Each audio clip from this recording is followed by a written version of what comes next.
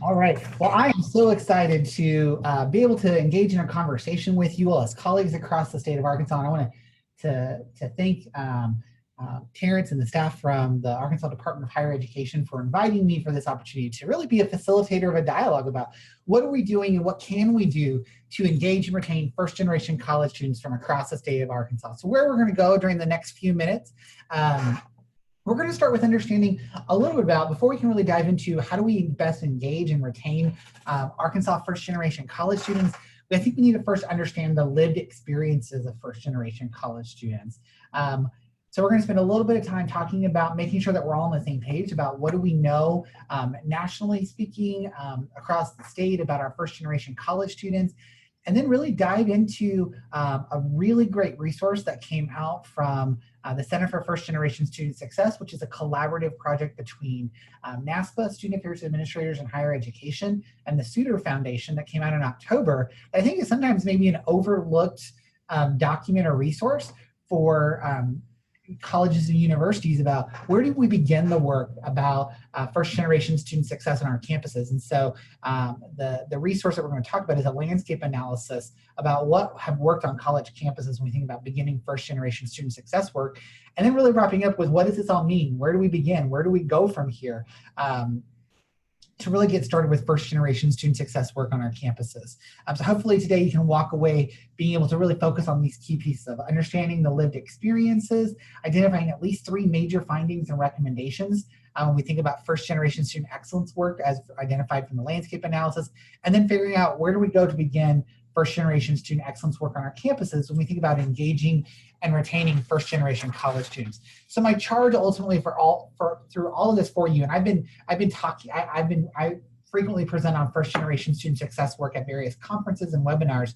I encourage you to go through this session and really think about how are you going to move hashtag FirstGen forward on your campus. That hashtag FirstGen forward is a social media hashtag. I encourage you to be engaging in that space with your colleagues from across the globe who are doing first gen work about how are we going to truly move first gen forward as a higher education environment, as our colleges and universities, and how are you going to move first gen forward within your own sphere of influence related to your position on your campus.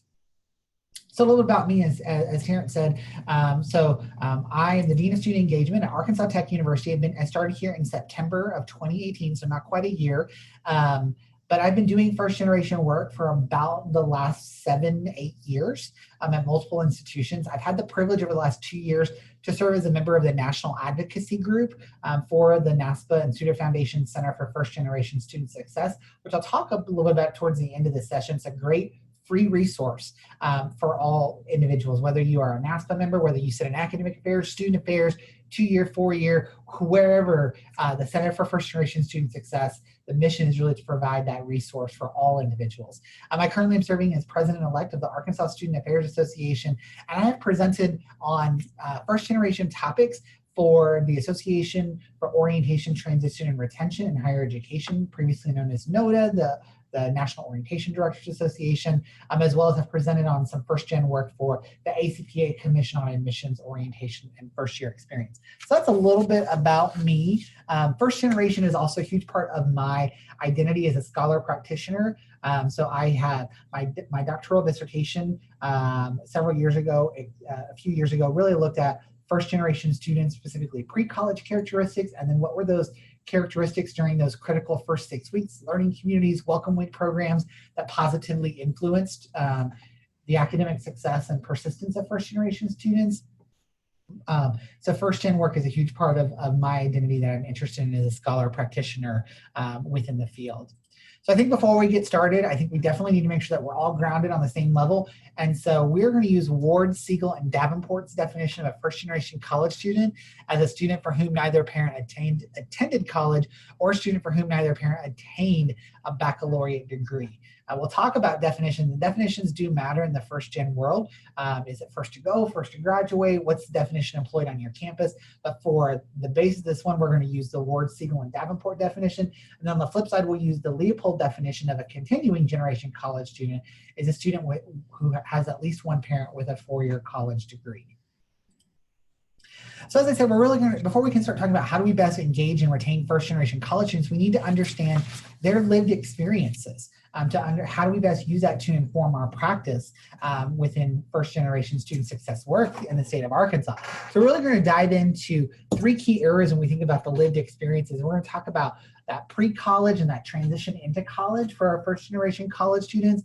We're going to spend a little bit of time then talking about some of the mental health experiences of first generation college students. Routinely we hear things of imposter syndrome and family achievement guilt. So we're going to dive a little bit more into what we know about that. And then we're going to end the lived experiences section really talking about the changing family dynamics, as the family dynamics are going to influence our engagement and retention strategies, maybe in a different way than we think about engagement and retention strategies for our continuing generation college students. So we think about the pre-college, the admissions decision-making processes of first-generation college students. We've known for quite some time, actually since 2006, that Engel, Bermeo, and O'Brien work that kind of really was crucial in starting this first-gen movement, that preparing for and going to college is truly a leap of faith, in quote, for first-generation college students. Because for many of these students, this is identified in their own words as a leap of faith because no one in their immediate family has done it before them. And so, unfortunately, sometimes first-generation college student statistics show that they may be more likely to delay their entry from high school to college, or we also see them routinely citing that they feel they have a lack of pre-college information. And this is coming from many first-generation college students themselves. We see it from the Pasquarelli, Pearson, Wolniak, and Terenzini work in 2004, which is a little bit dated, but still 15 years worth. I would argue that probably is very similar, that if first-generation students articulated 15 years ago that they feel that they have a lack of pre-college information, this extends beyond even just our sphere of influence when we think about and within higher education. We begin to think about how are we better partnering with our K-12 colleagues to provide this pre-college information, so we're not going to continue to see first-gen students who are citing that because they lacked pre-college information, they were influenced in terms of their college choice, what college to attend, their academic major choice, or even social choices once they arrived at college. How can we reframe this as a P through 16 education environment rather than a K-12 and a higher education environment? It's a pretty difficult task, and maybe that's why we've not seen as much movement in the past 15 years. When we think about pre-college and admissions decision-making, it's a huge part of the influence when first-generation students arrive on college campuses. We also know that first-generation college students, their financial knowledge and behavior, sometimes they may be loan averse. We can't automatically assume that all first-generation college students are low SES students or vice versa, but we know that sometimes there may be that loan aversion when we think about as they're preparing to arrive to college, or may even make the decision about, do I attend college? When do I attend college? Which college do I attend? And what academic and social choices am I going to make as I arrive to that institution of higher education? We then know that once a first-generation college student has made the decision to attend college, they've applied, they've selected that college, they begin that transition into college. And as Longwell-Grice and Longwell-Grice identified through their research with first-generation college students about 11 years ago, is that first-generation college students have cited that this transition into college, that going into their first year of college, is an enormous transformation. They're negotiating that transition into our culture of academia. For many first-generation college students, they cite the transition into college as one of the most difficult transitions they will ever make in their entire life. Not just in their college life, in their entire life. Because it's that leap of faith. No one's done it before then. We know as college administrators, first-generation college students know that they've identified that they need for both academic and social support as they're navigating this transition. That's awesome that they've identified that. And probably many of us have identified that on college campuses. The question becomes, how do we provide this academic and social support? Wang, in some of her research in 2013, I found that faculty can become a primary source of support for first-generation college students, specifically as they're navigating the transition into college. The challenge with engaging faculty as support mechanisms or arms of support for that academic and social support is too often faculty members are framed in a way that maybe first-generation college students feel less confident in themselves to engage in a conversation or even just a conversation with faculty, because too often they view faculty members as the experts in subject matter. And for a first generation college student, especially in a transitional space, going through that maybe first year, or that first year as a transfer student or first year as a first year student, they don't view themselves as the expert to engage in a conversation with an expert as a faculty member. So how do we break down that? How do we reframe? How do we leverage some of our faculty member colleagues who are first-gen students themselves to be that source of transitional support? Because in Wayne's research, she found that once that a first-gen student in transition connected with a faculty member in an authentic way, they found support, that academic and social support. We also know that first-gen students are looking for authentic connections with each other too often. And I've lived in the orientation space for quite some time. First-gen students, when they arrive in this transition to college field, they have to do it alone. And it almost breaks my heart when they said that they don't feel a connection with other first-generation college students. So how are we providing that space? How are we forming a community for first-gen students to find those authentic interpersonal connections with each other? When we kind of shift into the next phase of those lived experiences, we think about the mental health or even the well-being of first-generation college students as they're trying to establish that sense of belonging and those authentic connections with each other. We know that imposter syndrome is routinely cited as a lived experience that first-generation college students are experiencing that maybe continuing generation college students are not. That feeling of, I'm here, but am I an imposter? Should I be here? Because neither of my parents have done this before. So how are we providing support mechanisms? How are we providing resources? How are we providing connections to each other, to our student leaders, to faculty, to staff, to negate imposter syndrome and improve that sense of well-being and that sense of belonging on campuses? We know that first-generation college students more frequently cite feelings of depression and stress, and this may be related to that imposter syndrome. It might also be related to family achievement guilt. This is a scenario or a feeling that first-generation college students routinely cite on college campuses, that they feel guilty about being in college because no one's done it before them. They're straddling the sense of home and college, and they feel guilty about being here. So when we think about this psychological support system, how do we provide the resources? How do we provide the messaging? How do we provide the space on our campuses to negate family achievement guilt, to negate imposter syndrome, to provide those opportunities to build the support system with faculty, staff, peers, and student leaders on our campuses?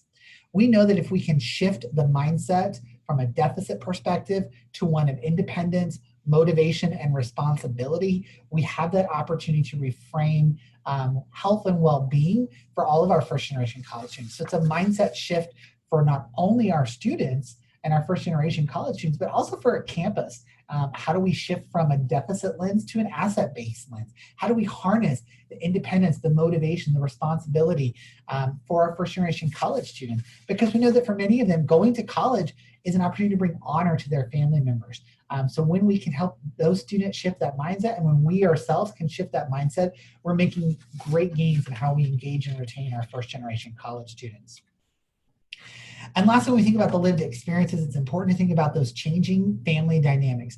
We know that family is a central reference point for our first-generation college students. It doesn't matter where you sit on a college campus, whether you sit within a parent-family programs role, whether you sit in an orientation and transition role, whether you sit in a student engagement and retention or a student success space, in an academic space, in a first-gen space, like family is a central reference point. For many first-generation college students, they're going to college to strive to bring honor to their family members.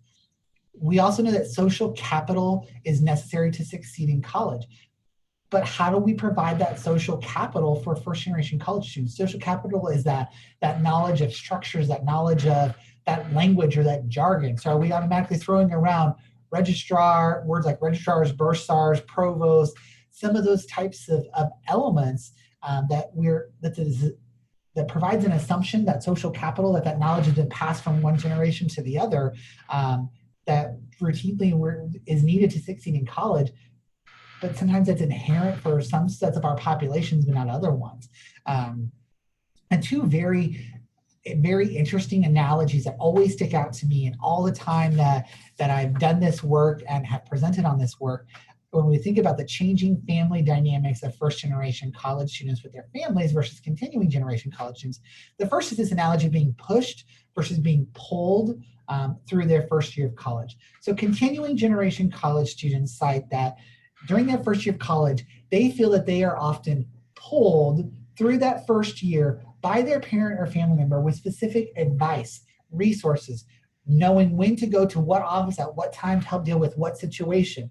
First generation college students feel that instead of being pulled with that resource and advice from their parents and families, they're more likely to be pushed with love and support from their parents and family members, but they're having to take the lead. So on our campuses, when we think about engagement and retention strategies for first generation college students, we also have to think about the engagement and retention strategies of the parents and families of first generation college students. So we can shift that mindset, provide them with resources and capital that they too can help pull their student through their first year of college, like the continuing generation college students, parents and families are, rather than just feeling like they're pushing with love and support. The second piece is this changing family dynamics of that collectivistic versus individualistic nature of higher education.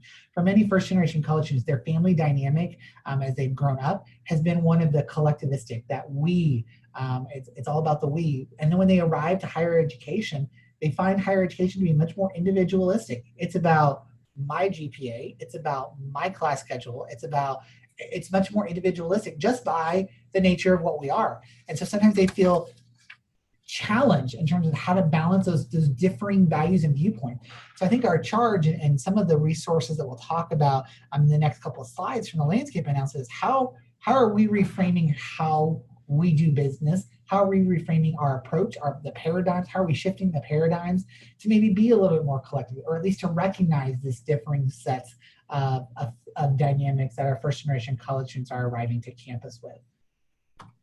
So as I referenced, the Center for First Generation Student Success through NASPA and the Suter Foundation released the landscape analysis of programs and services. This was specifically at four-year institutions that Whitley, Benson, and we saw released in October. It's an amazing document. If you're at a two-year institution, just a plug, the center is currently soliciting individuals who work at two-year institutions to develop a compendium of a landscape analysis of programs and services at two-year institutions. So I encourage you to go on to firstgen.naspa.org and lend your expertise, your thoughts, your insights into what's working on your campuses. But this document is a great starting point to understand what works, what's worked across the nation when we think about first-gen engagement and retention strategies. I think these are very applicable to us within the state of Arkansas.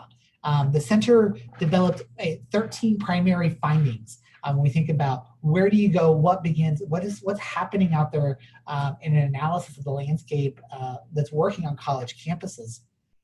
So if you're trying to identify where do I even begin on this work, what do we do, what are those high level things, and then from this, we're going to try to get down a little bit closer to those lower level things. But what should we begin to think about when we begin to think about engagement and retention strategies for first-gen students in Arkansas on our campus? The first is, at an institution, I encourage you to really make sure that you're defining to aligning, designing, measuring, and serving. This is number one for a reason from Whitley, Benson, and we saw in the landscape analysis.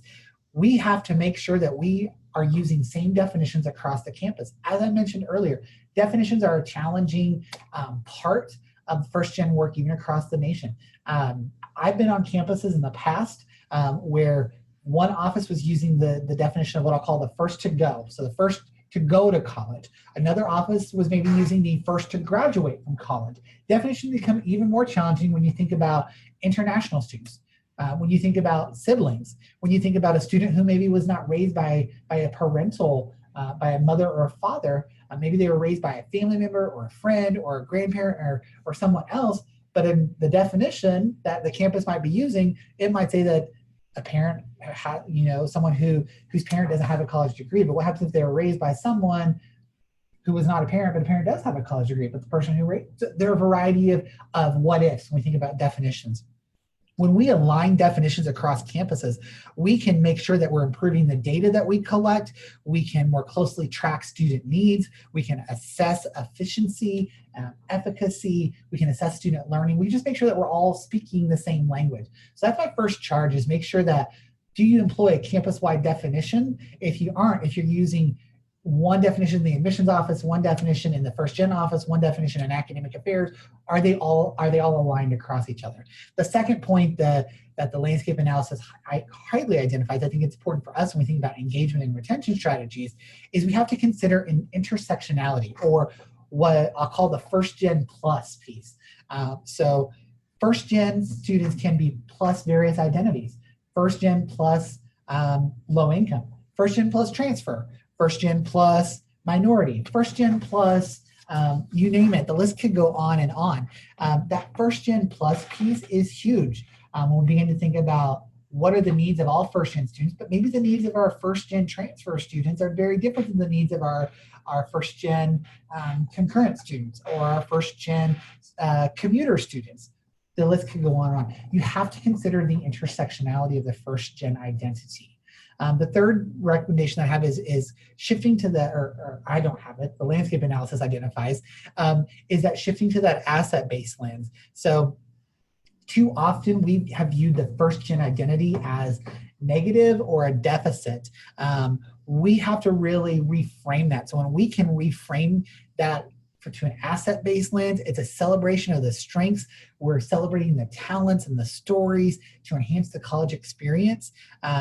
We have that opportunity to no longer view first gen as your retention risk, but instead, how do we harness that? How are we celebrating that? How do we provide celebratory milestone events? So we're celebrating our student, we're celebrating first gen students arriving to campus, we're celebrating first gen students as they graduate or complete their first year. How do we shift that narrative?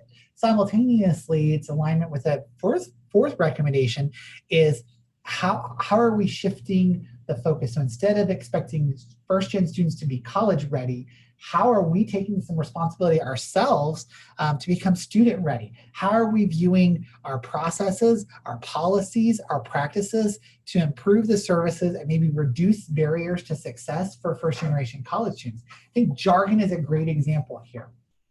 So if an institution is shifting from being college ready, expecting students to be college ready, and instead for the institution to be student ready, how are you doing an examination of your policies and practices? Maybe you're using jargon, you're using those things like registrar, bursar, things I talked about earlier. How do we shift the language? How do we make our letters, our jargon, our terminology more first-gen student friendly? Because if it's first-gen student friendly, it's going to be friendly for our continuing generation students as well. So I really encourage you to think about that. The fifth recommendation talks about cohort and network service approaches. Cohort approaches are maybe those high-touch programs for a specific subset of populations, but they might be resource intensive.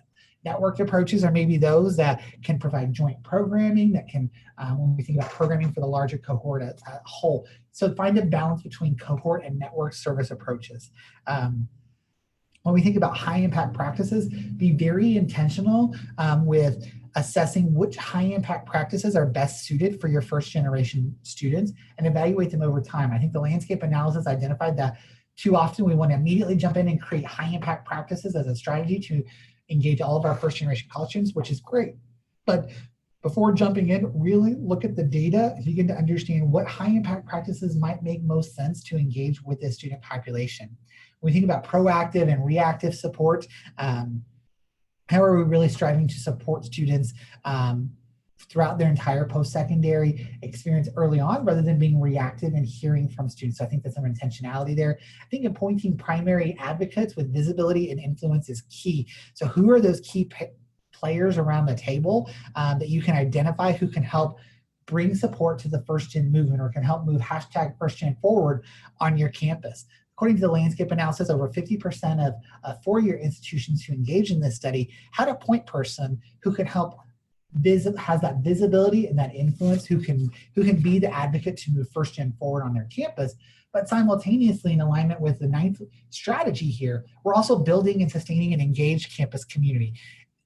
An engaged campus community of key people across the board is necessary for a successful first generation student success excellence program on your campus? How are you bringing together faculty, staff, students, university leaders, families, alumni, community members, and other stakeholders?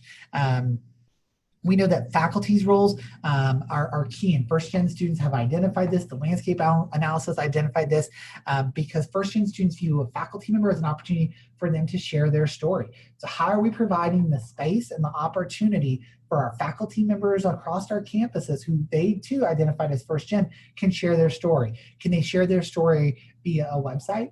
Can they share their story via a placard that says or a button that says I was first gen? Can they identify that on the first day of classes as they were describing their own experiences? I've seen some faculty who walk in on that first day as they're describing the course, they're going through their syllabus, they're proud to share their own first gen identity. So 63% of institutions who engage in the landscape analysis identified that faculty are engaged in first-gen work on our campuses. On my own experiences, multiple campuses that I've been at, faculty want to be engaged with first-gen work. Sometimes we just have to make the ask for that. Students themselves want to be engaged, and I think sometimes we overlook our students themselves as advocates themselves. We have outstanding students, and I've been in student affairs now for 13 years. Every single campus I've been, we have outstanding students. And the first-gen identity is an interesting identity because it's not one necessarily that people maybe proudly display or maybe even know that's a part of their identity. But how are we educating our student leaders, our orientation leaders, our resident assistants, our peer tutors, peer mentors, you name it, across the board? How are we helping them understand that they too may be first gen, and we can leverage them to plan programs, to serve as campus ambassadors of the first gen identity? Because when we can start engaging them early on, then that may translate into engaging them as an alumnus or an alumni. And so how do we engage them in that engaged community? I think 10 and 11 and maybe even 12 and 13 kind of all really go together in terms of what are we setting as our goals for our engagement and retention strategies. The landscape analysis articulated this, and wearing my assessment hat within a division of student affairs piece, assessment is sometimes articulated as a distant rather than immediate goal for first-gen student success. So what are our immediate driving factors? What are our goals and what are our assessment strategies? Let's be thinking those on the forefront rather than on the latter. And how can we then start developing assessment mechanisms in place to track this data from pre-matriculation all the way through post-completion? Then we can start understanding the reach and the gaps on our campuses, which can then allow us to think about funding opportunities to serve the reach and gaps, which we articulated through the data tracking, which is all set by the assessment strategies through our goals and our objectives. So I really encourage you to think about that. The other piece I would add here is number 12, is understanding the reach and gaps of existing resources. Coming from the state of Kansas, most previously, many campuses didn't have a single office of first-gen student, whether that was placed in academic affairs or student success units. And so we in Kansas began to say, especially the Kansas Board of Regents public universities began to say, we are wanting to do things. So when we began to think about understanding the reach and gaps of existing resources, we began to harness and say, we wanted to bring our students together to provide that sense of belonging. So the 7 public universities collaborate, and they still do, to provide the Ad Astra Conference for first generation college students. It's a space for first gen students from any of the public universities coming together, and it provided a resource sharing because I was doing first gen work. But I was maybe 1/10 to 1/5 of my job. But when I could resource share with colleagues at 6 other institutions, we could fill those gaps in terms of human and fiscal resources to really provide that space to bring all of our first-gen students together for a weekend experience to understand what does it mean to be first-gen? How are we celebrating on our campuses? How are we going back and being advocates for our colleagues who maybe weren't here at this conference? So I charge you to think about that, and if that's a space, if that's something that you want to explore, know that I'm always interested here in the state of Arkansas to explore how that's something that could look within the state of Arkansas when you think about engagement and retention strategies. So we've talked really, I think the landscape analysis, and I apologize, I talk with my hands a lot. So I think the landscape analysis really talks at a 30,000 foot view level, but what does it mean at the 300, the 30, or even the 3-foot view level? Where do we get started with first gen student excellence work, with engagement and retention strategies on our own campuses? These are some of my thoughts over the past, having done this, having built first gen work at previous places, having spoken on this, having trained individuals. I have 4 primary things that I recommend. The first is lowest hanging fruit, if you will. How do we recognize and celebrate first gen status? How do we provide positive messaging to students from pre-matriculation through transition and all the way through the time that they're here? How are we establishing those social norms? How do we provide infographics? You'll see kind of on the bottom picture on the screen here. This is from Arkansas Tech. So here on First Generation Celebration Day, which takes place every November. So if your campus is not celebrating National First Generation College Celebration Day, I encourage you to do that. I think there's even still a grant opportunity that I'll talk about in just a few minutes from the Center for First Generation Student Success. But this is an infographic that really was helping our first gen students identify that 37% of the class of 2022 at ATU identified as first generation. The picture above it, one of my former students worked at Texas A&M University, and they did a photo campaign to really and use it to push. So what's our positive messaging? How do we utilize the web? How do we leverage campus advocates? How do we leverage decals and buttons? You name it, social media, even just our messaging. What's the welcome message that you provide at orientation, and how does it recognize and celebrate first-gen students? Our visual images, you name it across the board, but how do we recognize and celebrate first-gen status? A little bit above that, maybe you're doing that and you're ready to go to the next level. How do we provide space to build that sense of belonging and community for our first generation college students on our campus and even across the state of Arkansas? So is that a first generation student summit or a conference on your campus or with others within your area or across the state? How do we provide residential experiences if you're at a residential campus? If you're not at a residential campus, you're providing learning community experiences. You're providing student faculty mentorship opportunities. Maybe you are providing orientation or onboarding experiences. You're providing spaces for groups of students, for first generation student organizations to be formed with support from faculty and staff who also identified in that space.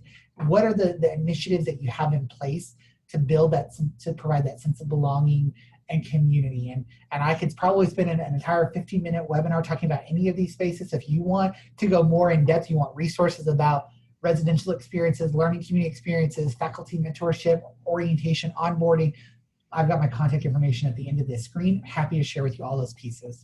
So maybe you're doing that and you want to go to the next level, maybe a little bit, 3 more feet up. Begin to think about, what are those the parent, how do you engage parents and family members? How do you incorporate parents and families as first generation college students? We've talked about some of those strategies maybe a little bit earlier, but how do we leverage them? How do we provide resources for them that really help them, give them the resources to be a partner with your institution in that first gen space? And kind of maybe the highest level of my low level tiers of getting started with first generation student work is how do we begin to think about faculty, staff training and resources? Every campus that I've been on, all it takes is an ask, and faculty and staff are like, I didn't know this was me. I didn't know I was first gen. I want to be a part of this. And so what does that look like? How do we provide those resources? Is it still, thinking smarter, not harder? Someone is probably doing that. Our colleagues who work at Northern Arizona University in their first gen office have done some amazing things to build faculty learning communities, book articles, discussions around first gen work. Some of our colleagues have done some in-person training or online modules. Think similarly to the Green Zone training or the Safe Zone training, kind of a first gen training for our faculty and staff colleagues. But how do we begin to provide them the resources to understand the lived experiences of first gen students, the lived experiences of first gen students on your own campus, and how they can be a resource to building that sense of belonging and community as an engagement strategy. Hey, Dr. Bruner. Yes. I wanted to just pause for a short second to actually ask if does anybody have any questions for Dr. Bruner as we go along? okay. If you don't have any at the moment, you can feel free to type them in the chat. Thanks. Yeah, absolutely. So we're almost to the end here, and I'm excited to engage with some questions. My ultimate goal, and this is a standard slide that I use with have used for quite some time with colleagues, is when we think about first gen work, it's very easy to think of us as Legos that are lined up like this. I played with Legos when I was a kid growing up, and when you line up Legos like this, that's not fun.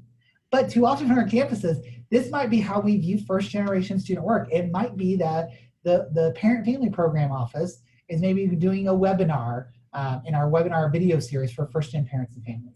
It might be that the diversity and inclusion office is going to do this program, pre-arrival program, for first gen students identified with an underrepresented population. The TRIO office might be doing something over here. The tutoring center, or you name it, whatever it might be, we might all be doing these things, but they're separate strategies. If we are really going to think differently on our campuses about how we are intentionally engaging first generation students to retain first generation college students, to provide that sense of belonging, to provide them with the community that they're wanting and needing, we have got to move away from lining the Legos up one by one here, and we have to funnel what this image, or what I'll call it kind of looks like a hamburger here. How can we be the hamburger? How are we integrating our strategies?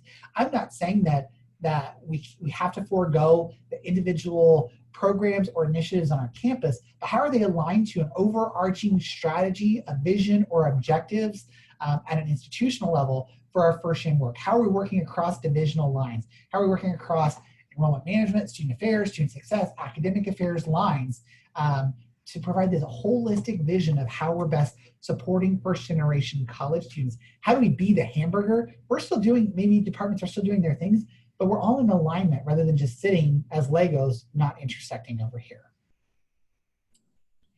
So one of the best resources that I will provide to you, I've referenced this once before, is the Center for First Generation Student Success, which was an initiative that was created about 3 years ago maybe, from NASPA and the Suter Foundation. And the Center for First Generation Student Success, their vision is to drive higher education innovation and advocacy for first gen student success.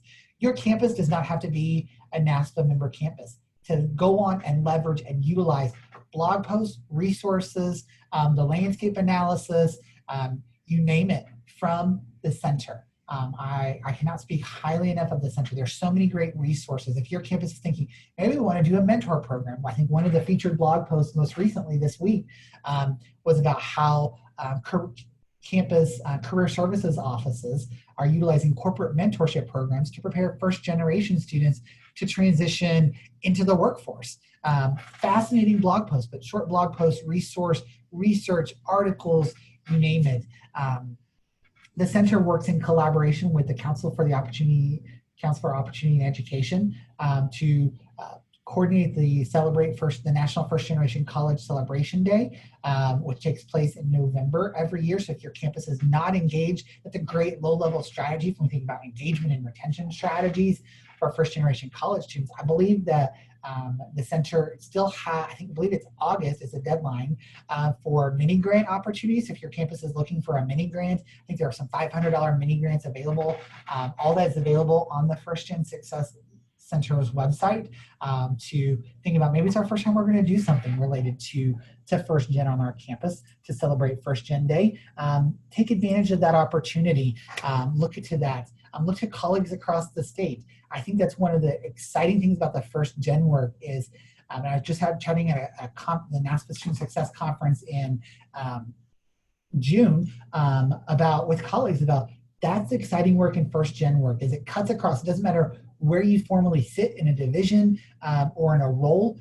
We're all passionate about this work of engaging and retaining first generation college students, that we share resources. We look at the gaps on our campus, the organizational and human resource gaps, or fiscal and human resources, and we say, maybe I can collaborate with someone who's down the road, or maybe we can take the model that Kansas has done in the Ad Astra conference for first generation college students, and we can bring all of our Arkansas first gen students together, or we can do something with there's just so many exciting opportunities for us to think about how we in Arkansas are moving the needle, and we're intentionally engaging, developing engagement and retention strategies. So that's my charge to you, is how are you going to move First Gen forward on your campus? There's so many ways, and it can be overwhelming when we think about, where do I even begin?